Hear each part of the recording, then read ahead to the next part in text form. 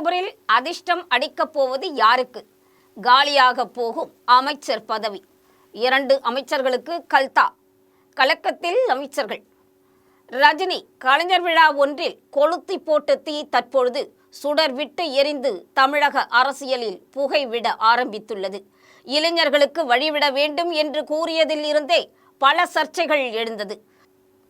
துணை முதல்வர் அமைச்சர் உதயநிதி என்று செய்தி ஊடகங்கள் பொரிந்து தள்ளிவிட சமூக ஊடகங்கள் விவாத மேடையிலும் நேர்காணலிலும் வரிந்து கட்டி பேசி வருகின்றனர். அதுதான் உண்மை. அப்படியா? ஆமாம், அது பற்றித்தான் இப்பொழுது பார்க்க போகிறோம். தமிழ்நாடு அமைச்சரவையில் மாற்றம் வரப்போகிறது என்ற செய்தி சமீப நாட்களாக அரசல் புரசலாக வெளிவந்த நிலையில் முதலமைச்சர் மு.க.ஸ்டாலின் அவர்கள் கடந்த 24ஆம் தேதி அளித்த பேட்டியின் போது மாற்றம் இருக்கும், ஏமாற்றம் இருக்காது என தெரிவித்திருந்தார்.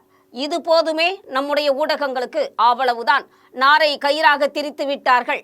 ஆனால் பாருங்கள், அது தற்போது நடக்கப் போகிறது.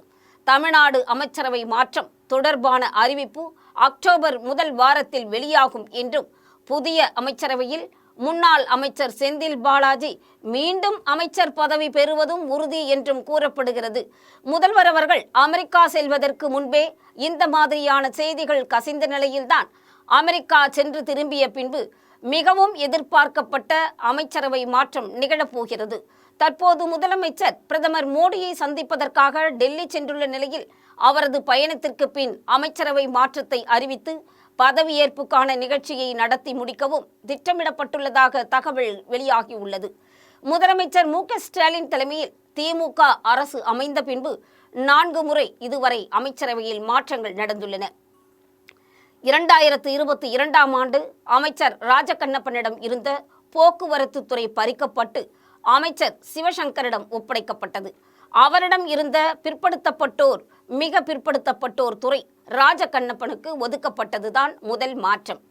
டிசம்பர் 21, 2023 அன்று வருமானத்திற்கு அதிகமாக சொத்து குவிப்பு வழக்கில் உயர்கல்வித்துறை அமைச்சர் கே. பொன்முடிக்கு 3 ஆண்டுகள் சிறை தண்டனை விதித்து சென்னை உயர்நீதிமன்றம் தீர்ப்பளித்ததை தொடர்ந்து அவர் வகித்த உயர்கல்வி மற்றும் வேறு சில துறைகள் பிற்படுத்தப்பட்டோர் நலத்துறை அமைச்சர் R.S. ராஜகண்ணப்பனுக்கு கூடுதல் பொறுப்பாக ஒதுக்கப்பட்டது.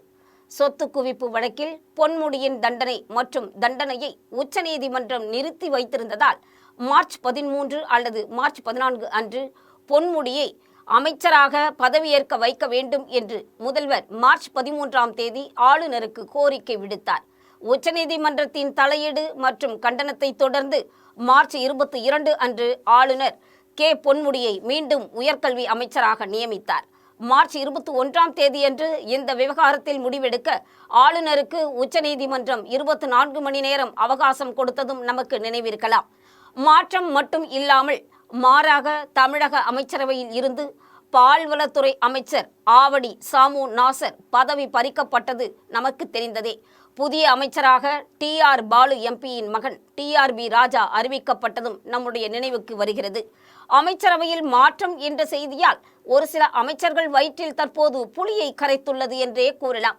இந்த பேச்சுகளுக்கு வலு சேர்க்கும் விதமாக கடந்த வாரம் நடைபெற்ற திமுக முப்பெரும் விழாவிற்கு அடுத்த நாள் திமுக மூத்த நிர்வாகிகளுடன் தமிழக முதலமைச்சர் மு.க.ஸ்டாலின் தீவிர ஆலோசனை நடத்தினார். அந்த ஆலோசனைக்கு பிறகு துணை முதலமைச்சர் பதவி, அமைச்சரவை மாற்றம் குறித்த பேச்சுகள் மீண்டும் அதிகரிக்க தொடங்கின. ஆனாலும் தற்போது வரையில் அதற்கான அதிகாரப்பூர்வ அறிவிப்பு வெளியாகவில்லை என்பதுதான் உண்மை. சட்டவிரோத பண பரிவர்த்தனை வழக்கில் அமலாக்கத்துறையால் கைதாகி இருந்த செந்தில் பாலாஜி தற்போது ஜாமீனில் வெளியே வந்துள்ளார். அவரது கைதுக்கு முன்பு வரையில் தமிழ்நாடு மின்சாரத்துறை, மது விலக்குத்துறை ஆகிய துறைகளின் அமைச்சராக அவர் பொறுப்பேற்றிருந்தார். கைதுக்கு பிறகு மின்சாரத்துறையானது நிதியமைச்சர் தங்கம் தென்னரசுவிடமும் மது விலக்குத்துறை அமைச்சர் முத்துசாமியிடமும் ஒப்படைக்கப்பட்டது. தற்போது செந்தில் பாலாஜி வெளியே வந்துவிட்டதால் மீண்டும் அவரிடம் அமைச்சர் பதவி கொடுக்கப்பட உள்ளதாக தகவல்கள் வெளியாகியுள்ளது.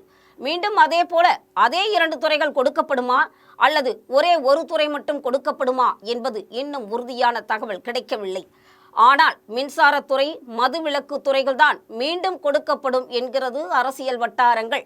அதே போல அமைச்சர் உதயநிதிக்கு துணை முதலமைச்சர் பதவி கொடுக்கப்படும் என்றும் ஆனால் அவர் பொறுப்பிலுள்ள விளையாட்டுத்துறை மாற்றம் செய்யப்பட்டு செய்தித்துறை போன்று வேறு ஏதேனும் துறை கொடுப்பதற்கு அதிக வாய்ப்புகள் இருப்பதாகவும் கூறப்படுகிறது.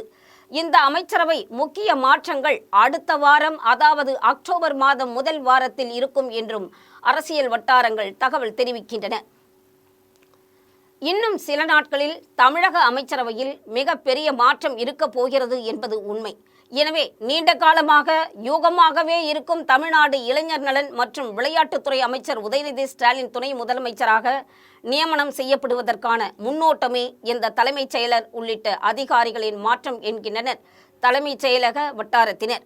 இதேபோல் அமைச்சரவை மாற்றத்தில் பதவி வழங்கல் மட்டுமா என்றால் அதுதான் இல்லை, பதவி பறிப்பும் நிகழலாம் என்ற பேச்சும் தற்போது அடிபடுகிறது. தமிழகத்தின் பல்வேறு பகுதிகளில் இருக்கும் ஒரு சில அமைச்சர்கள் மீது அதிருப்தி இருப்பதாகவும் அவர்கள் கட்சி நிர்வாகிகளை கண்டுகொள்வதில்லை என்றும் கூறப்படுகிறது. மேலும் ஒரு சில முறைகேடு புகார்கள் என தலைமைக்கு புகார்கள் வந்திருக்கின்றது. இதையடுத்தும் அவர்களுடைய பதவி பறிக்கப்பட வாய்ப்பு இருப்பதாக சொல்லப்படுகிறது. சிலருக்கு புதிதாக அமைச்சர் பொறுப்பு வழங்கப்பட இருக்கிறது. சில அமைச்சர்கள் துறை ரீதியான மாற்றத்தை எதிர்கொண்டிருக்கின்றனர். அது மட்டுமல்லாமல் சில மாவட்டங்களுக்கு முக்கியத்துவம் வழங்கும் வகையில் அமைச்சர்களும் பொறுப்பு அமைச்சர்களும் நியமனம் செய்யப்பட உள்ளனர். அந்த வகையில் திருவள்ளூர், சேலம், அரியலூர் உள்ளிட்ட மாவட்டங்களுக்கு வாய்ப்புகள் இருக்கிறது. புதிய துணை முதல்வர் மற்றும் புதிய அமைச்சர்கள் பதவி பெறுவது குறித்தான செய்திகள் தற்போது திமுக கட்சியில் பெரும் பேசுபொருளாகி உள்ளது.